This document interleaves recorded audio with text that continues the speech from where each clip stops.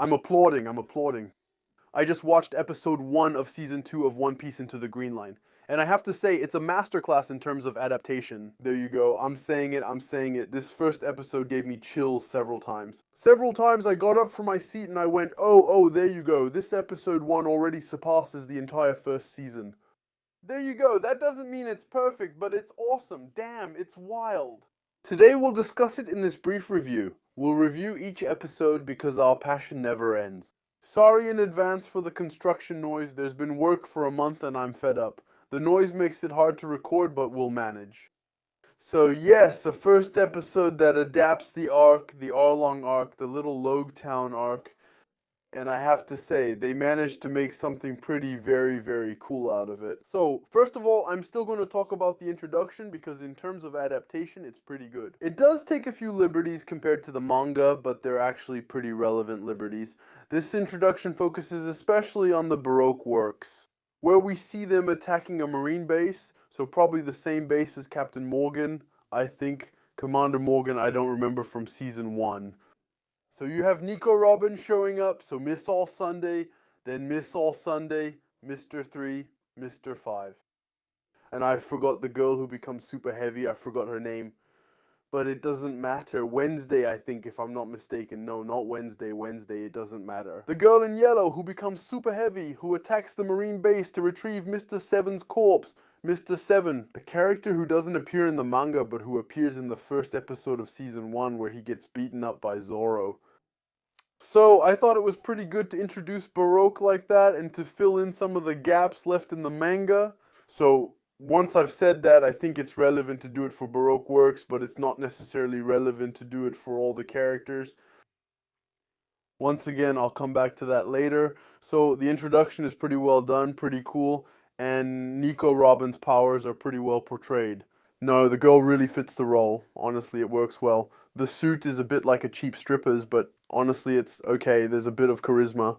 There's something about it when he attacks there. When he goes after the base, you think, oh, now it's getting a bit serious. Honestly, not bad. Then we discover, or rather we find, the Straw Hats on the Vogue. Mary going Mary, sorry there. That scene, honestly, you see the characters and you think, damn, that's good. They took them straight from the manga and put them on the ship. The character dynamic is well portrayed. At the beginning, when you see the guys, you hear them making things. His pepper balls and everything, and his JT yells at him like, stop taking my pepper, bastard, especially while I'm cooking. And then they go see a friend. Come on, we don't have anything left to eat. We have nothing left. Come on, let's go to lockdown. Let's do it. Let's go to lockdown. They argue and everything. Honestly, it was really cool. In that English scene, she says, did you think we'd skip lockdown? I thought, wow, they're really good. Even the intro scene where Luffy arrives, there's the music, his wanted poster comes up with his bounty. I was like, no, they're good, they're really good. And so, lockdown, they arrive at lockdown. Honestly, that was the part I was skeptical about when the trailers came out, if you've been following the channel. I was scared. That's one of the flaws I found with season 1, I think. We were too confined in stifling sets. Always indoors. Well, it's clear that, at least for this first episode, there was an effort made in that area. Because with the lockdown, I was afraid it would look too much like a studio, too much like a Walt Disney set. But in the end, no, that's not the case. It's a real city where there's life. They went all out, creating lots of sets. Of course, there's the shop where Zoro gets his sabers, which is very stylish, and there's the main square, which is also very stylish. There's the market where you see Sanji and Luffy buying fish, and they even included the same fish as in the manga. No, honestly, they did a really good job. They even explained how he found those weird glasses. Usopp. Honestly, it feels like you could actually go and visit the city for real. It worked really well. I think it worked out much better than the villages we saw earlier in the season. Nami's village was pretty crappy, honestly.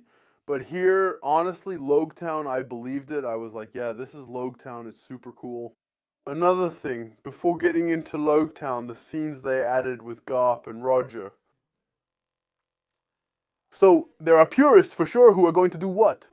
You're already discussing this, saying you guys are crazy, but the scene where Garp visits Roger in prison doesn't happen at the same time in the manga, I think. But anyway, just before his execution, that scene is insanely cool. There you go, I got chills. At one point, Jay goes, hey Garp, the hero of God Valley, and I was like, oh, it worked. They name dropped it. It worked on me. That's it. I was the show's fanboy for the whole episode. Jay goes, oh, they name dropped God Valley.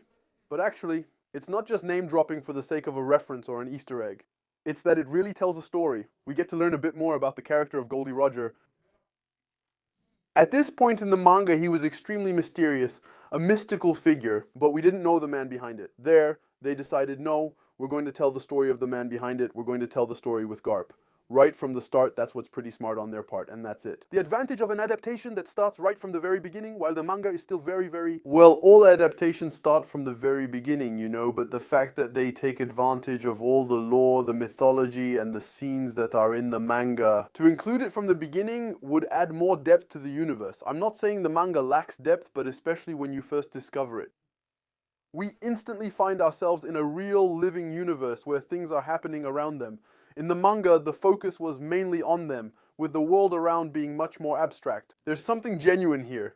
I like the approach and the stylish scene. And he tells him straight up, I have a son, I know you'll watch over him.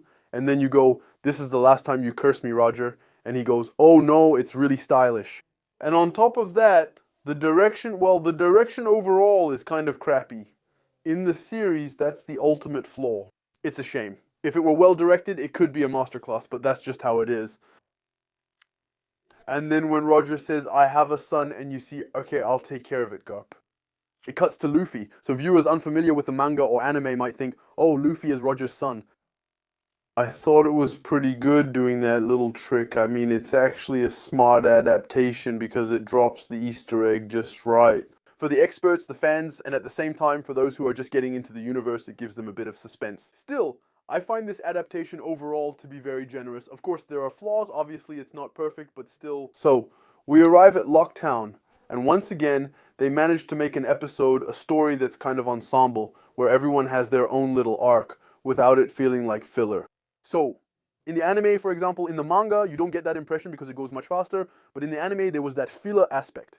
It was a bit annoying there, but here, no, they managed it. The meeting between Zoro and Tachigi tells a story. It works. It's very faithful to the manga. It works. The moment when he throws his sword, that's really cool too. It works. It's copy-paste, but adapted at the same time. You see what I mean? The actor who plays the sword seller, at one point he gave me chills, man, when he says, here it is. It's been a long time since I've met a swordsman of your level. You're like, you can tell the guy is touched. Here, take the sword. Take back the 2 swords. I can even do more for you. The scene was so good, I had chills the whole time and kept thinking, this is awesome. There you go, the moment. Another part that made me a little scared was the fact that there's a circus in front of Roger's scaffold. I was thinking, why would Baggy bother setting up his gypsy camp, his fairground camp, right in front the thing? Actually, it's just justified because you could say there's a fair, actually, because it's the anniversary celebration of Roger's execution. I don't think that's the case in the manga, though I could be wrong since I haven't read it in a while. Don't give me a hard time if I'm mistaken. So it's justified that he hides a bit among the clowns and grabs a straw hat. By the way, Alvida comes back. They made a big deal about the actress losing weight, but since he always films her face in close-up, you can't tell. There's no mention or sign of it. So you see, why make such a fuss? She lost 50 pounds, good for her, congratulations. But honestly, in the way it's filmed, you don't see it, you don't even notice that she lost weight. Actually, it's really weird, but anyway, in short, her power sucks, but they still portrayed it well. The scene where Luffy is about to be killed by Buggy. I've read the manga and seen the anime, so I knew what would happen, but I was still drawn in. Would they do the smile, and how would they avoid making it look too clownish? And actually, Inaki Goto played it really well. Hey guys, I'm gonna die, but it's okay. And he smiles, and his eyes are still a little full of tears, you know, like, go ahead. I'm happy with how far I've come, and it's okay about my dream. The scene is really cool, and then what? He gets struck by lightning. Oh, it works, it works. Well, there's a downside. So here, I think we're going to be divided. I'm actually torn myself. Bartholomeo. So I was wondering last week on the podcast, what was he doing there? I was reminded that yes, but no, but Bartholomeo has become a Luffy fanboy, a Luffy admirer, because he was actually there when he almost got executed by Buggy. Except we didn't know that. So now they've introduced him into the story, and throughout the story he's there interacting. And I want to ask you, isn't this where it wasn't really necessary to fill that gap? You give me a little side story about Baroque works, and I said, well, why not? Because Baroque works was actually something that remained pretty vague, pretty mysterious. Bartholomeo, you put him in the episode, but actually he doesn't really serve much purpose, maybe to see him again 5 seasons later. Is it really interesting? I wonder if the main point isn't just fan service. We did our homework. It's nice to see an adaptation where the guys did their homework. Careful, it's so rare that we have to point it out. Respect, hats off, but was it really worth putting him in now? Then again, you'll tell me he doesn't bog down the story, but you have to admit he doesn't have a very important role in it. He doesn't resolve any situation, he's useless. There you go, the moment he tries to pickpocket friends. You say, well, what's the point? You see what I mean? Yes. Then, of course, we have to talk about Smoker. Smoker, so I was listening in English, they call him Captain. Since when is he a captain? Isn't he Colonel Smoker? And then he becomes Lieutenant Colonel or Vice Admiral Smoker. Here they call him Captain. Maybe it's just me messing up in my head, but they call him Captain. It's really weird. Anyway, Smoker, aside from his wig, which really looks like a wig, he's kind of stylish. That's it. He's a little bit stylish. They gave the ice cream scene from the manga to the little girl, which is scary. Here, get more ice cream, sweetheart. See? He's got some style, and the powers are the main thing. I complained a lot about the fight choreography in the first season, but I have to admit it's better now. And that the trailer didn't do justice to the fight choreography. I'm especially thinking of the Zoro Tachigi fight, which is actually pretty cool. And of course, I'm also thinking of the Smoker fight. Luffy versus Sanji, no, Smoker versus Sanji and Luffy, sorry, where? There, we see Smoker's powers and a bit of a cataclysmic side. You can feel that we're leveling up, it's not the same anymore. He fights Buggy with flying arms, but here, something even crazier is happening. When he throws out those big smoke tentacles to catch Luffy and everything, and he lands heavy punches on Sanji, you're like, oh wait, maybe I was wrong, now I feel like we're onto something, there's a little glimpse of what I was talking about. For those who watched the last podcast with Darkos, I said, damn, it's a shame that the fight choreography isn't that crazy. Because Marineford like that, it's gonna suck, but now, if you tell me Marineford with the stuff we saw with Smoker, I'm like, wait, now I'm hyped, now I'm excited. Honestly, it was really cool. Luffy uses his Gatling gun, but the other guy, made of smoke, isn't bothered. Then Luffy throws a big punch with his cannon and does the white blow. He shouts the names of the attacks, it's crazy, he thinks it's weird, shouting the names of the attacks. Anyway, it was super cool, and when Dragon shows up, you know he's going to show up. You know he's going to show up, but you're like me. You knew he'd show up, kept wondering when, saw him about to deliver the final blow, saw his hand, and thought, oh, that bastard. Ow!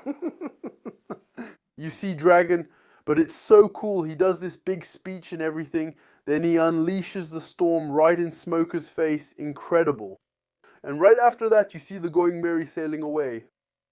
There's dragon watching, just like in the manga. Like, so, you've decided to become a pirate, well, we'll see where your path leads you. And then, who shows up behind him? There's Sabo! And you're like, oh, those bastards, but you guys are actually crazy. Sabo, now what? Season 2, they put Sabo in, they put Brook in too, we'll talk about it later. I'm like, oh! In this first episode, he works like crazy. But it's a shame, once again, that the directing is a bit lame. The close-up shots, I don't know the cinematic terms, but the wide angle with the close-ups to make it look a bit cartoony. Why are you doing this, actually? It's disgusting. It was disgusting, especially Elvira's entrance. You'd expect him to be surprised and say, you lost weight. But instead, they just filmed her face, so we can't tell. She worked hard at sports, but I don't think that's shown in the series. I wanted to see a V-star type, the Latina curves, not what I'm saying. But I'm saying it's a shame there are so many shots like that, where it's ruined by a crappy close-up. Why do you do that? Honestly, it's the last shadow on the picture, the directing is kind of bad, but the cinematography has improved a bit. I think it looks a bit less fake, even though it's colorful, it's still more textured. It's a bit less overall, it looks a bit less like cosplay. Or maybe it's just that I've gotten used to the show's art direction, but in any case, this first episode, for me, is a success. Well, okay, so you can tell they're still trying to create some kind of... In the first season, we were following the journeys of Kobe, Helmeppo, and Garp in parallel. You can tell that this season is going to focus on Toshigi and Smoker, so we'll see what they do with it. Anyway, for me, this first episode is an easy 9 out of 10. It's one of the best manga adaptations I've seen, and it will probably be the best we've ever seen. You can tell there's room for improvement, and you can feel the heart and passion put into it, and it's beautiful to watch. I loved it. The music is incredible, really cool. The Roger Garp scene with the music is just wow. But they go through material quickly, so we'll see. I'm very curious. If the peak of the series is going to be Marineford and all of that is going to come together, it's going to be incredible. Anyway, this first episode was really good. Let me know what you think in the comments, and I'm going to go watch the second episode right now. Yes, may passion guide you. See you soon on SPATULE Bros. Yes.